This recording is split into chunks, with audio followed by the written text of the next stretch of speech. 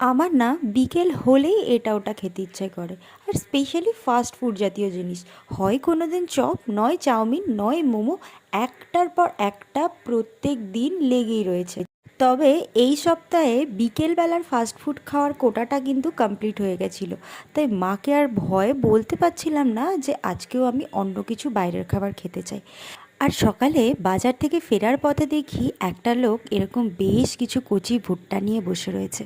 এরকম কাঁচা ভুট্টা নিয়ে কিন্তু কাউকে বসতে খুব সচরাচর কমই দেখা যায়। সাধারণত শীতকালে কয়েকজন এই উনুন নিয়ে রাস্তার পাশে ভুট্টা নিয়ে বসে। তবে সেসব ভুট্টাগুলো খুব শক্ত হয়, বাপরে! চিবিয়ে চিবিয়ে খেতে গেলে কিন্তু একদম দাঁত ব্যথা হয়ে যায়। তাই না পেরে তিনটে কচি ভুট্টা নিয়ে এসেছিলাম যে বিকেলে খাবো বলে, যাতে আর কোনো ফাস্ট ফুড আজকের জন্য খেতে না হয়। আর তার সাথে আবার বিকেলে একচুট মুষলধারে বৃষ্টিও হয়ে গেছে। তো এই